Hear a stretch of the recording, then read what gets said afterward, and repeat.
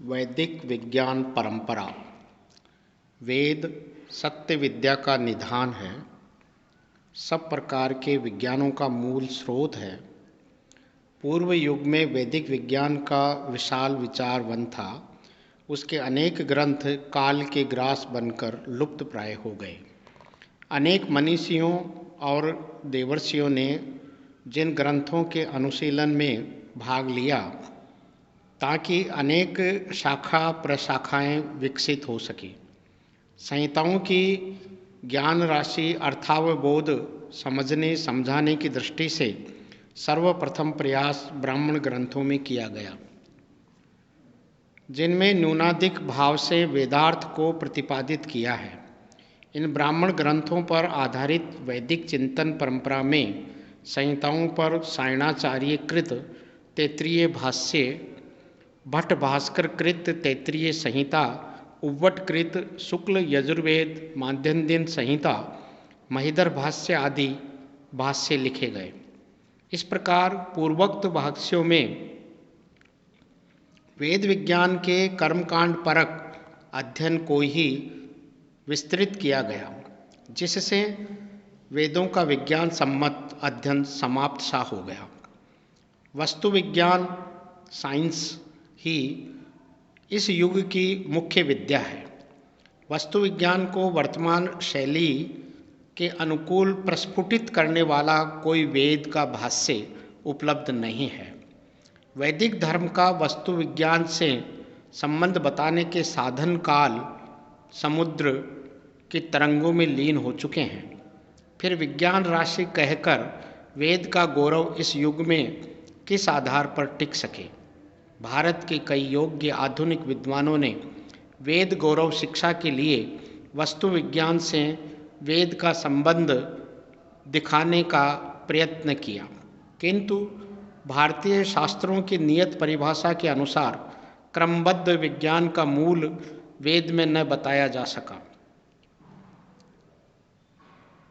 जब तक क्रमबद्ध रूप में वैज्ञानिकों को स्पष्ट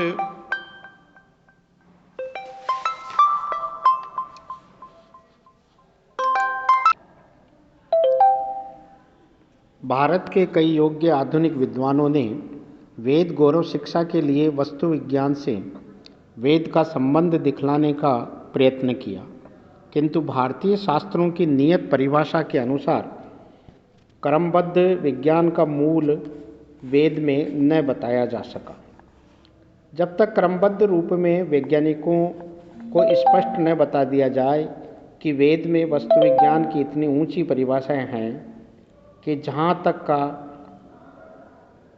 20वीं शताब्दी के वैज्ञानिकों को स्वप्न भी नहीं आया। इस तरह जब तक ये सिद्ध न कर दिया जाए कि आधुनिक वस्तु विज्ञान की बहुत सी उलझनें वैदिक विज्ञान की शरण में आने से अनायास सुलझ सकती है, तब तक वैज्ञानिक जगत वेद का यथोचित गौरव नहीं मान सकता। किंतु जगन नियंता जगदीश्वर को ये कब सह्य हो सकता था कि सत्य विद्या का गौरव विज्ञान के मध्याह्न काल में ही छिपा रह जाए। उसने एक ऐसे प्रतिभाशाली व्यक्ति को संसार क्षेत्र में उतार दिया, जिसने उसी जगन नियंता की प्रेरणा से अपनी संपूर्ण आयु वैदिक ज्ञान और वैदिक इतिहास के अन्वेषण में लगाकर उक्त महत्वपूर्ण विज्ञान और इतिहास का एक क्रमबद्ध सूत्र तैयार कर ही डाला, जिसके अतुल परिश्रम और अलौकिक प्रतिभा के प्रकाश से अनेक शताब्दियों से अमूल्य विज्ञान रत्नों को अपने उदर में छिपा रखने वाली गुहा का द्वार आज देखने में आ गया और उसमें प्रवेश करने वाले को परम सौकर्य मिल गया। जब आलस्य उत्पन्न अज्ञान अंधकार के कारण वेद तत्व कुछ ओझल सा हो गया, तब मन रूपी समुद्र में गहन से गहनतम अवगाहन करके उस लुप्त ब्राह्मण वेद तत्व को खोजने के लिए अद्वितीय प्रयास वेद वाचस्पति पंडित मधुसूदन ओझा जी द्वारा किया गया। ब्राह्मण वेद शास्त्र को कहीं स्फुट, कहीं अस्फुट तथा कहीं स्पष्ट, कहीं अस्पष्ट रूप से कहा गया है। उस संपूर्ण वैदिक विज्ञान के अर्थ को नवीन युक्तियों के साथ पंडित ओझा जी के द्वारा प्रतिपादित किया गया है। यथोदितं ब्राह्मण वेद शास्त्रे क्वचित स्फुटं वा क्वचित दस्फुटं वा सर्वं तमर्थं नवयुक्ति योगात् विलक्षणं संप्रति लक्ष्यामि। ब्रह्म विनय में कहा गया। पंडित ओझा वैदिक विज्ञान का ज्ञान विषयक विवेचन कर विद्वान मूर्धन्यों में अपना स्थान बनाकर युग पुरुष कहलाए, जिनको उनके कर्तृत्व के कारण भारत का आइंस्टीन भी कहा जाता है।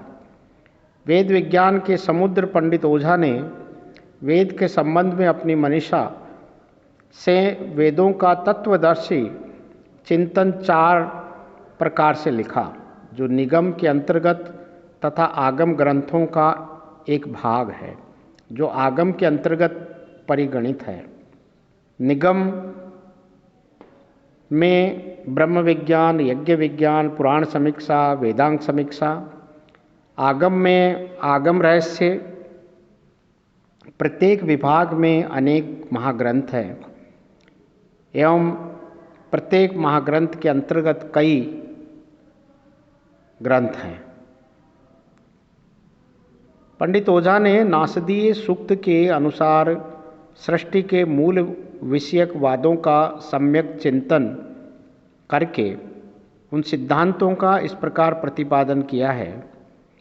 सदसदवाद, रजोवाद, व्योमवाद, अपरवाद, आवरणवाद, अंभोवाद, अमृत मृत्युवाद, अहोरात्रवाद, देववाद, संशय तदुच्छेदवाद।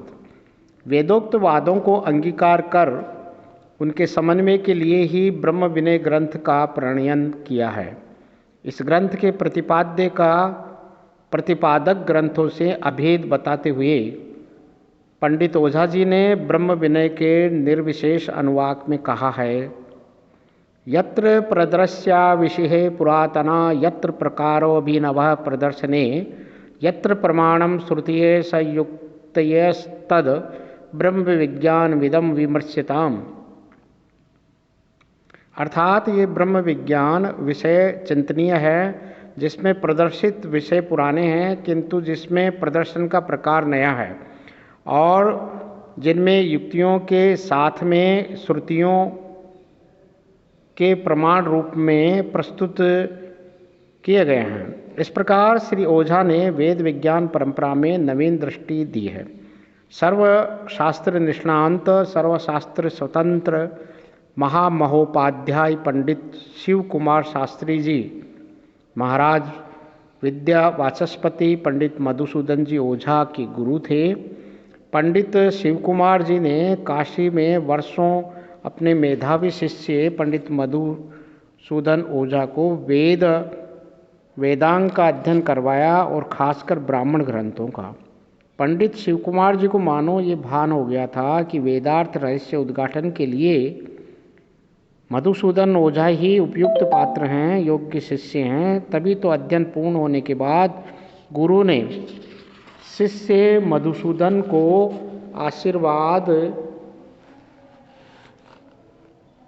आशीर्वाद देते हुए कहा था कि हमारा आशीर्वाद है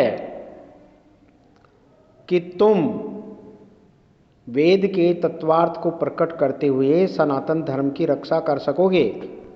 यदि ये कहें तो अतिशयोक्ति नहीं होगी कि जयपुर में निवास करते हुए पंडित मधुसूदन जी ओझा ने जो वेद विज्ञान का अपूर्व साहित्य हमें प्रदान किया, उस वेद विज्ञान का बीज वपन जहाँ पंडित शिव कुमार शास्त्री द्वारा काशी में किया गया, वही इस वेद विज्ञान का प्राकट्य पंडित मधुसूदन जी ओझा के द्वारा स्वयं के प्राकाम्य से अपरा काशी के रूप में प्रसिद्ध जयपुर नगरी में हुआ।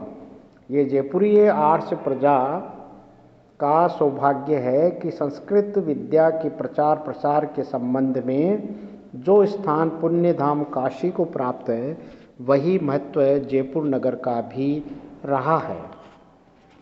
वेद विज्ञान का रहस्योद्घाटन जहाँ पंडित ओझा ने किया, वहीं उनके शिष्य पंडित मोतीलाल शास्त्री ने विशाल वेद विज्ञान साहित्य द्वारा राष्ट्रभाषा हिंदी में स्वतंत्र रूपेण गुरु द्वारा प्रदत्त ज्ञान को प्रकट किया और वेद विज्ञान परंपरा को आगे बढ़ाया।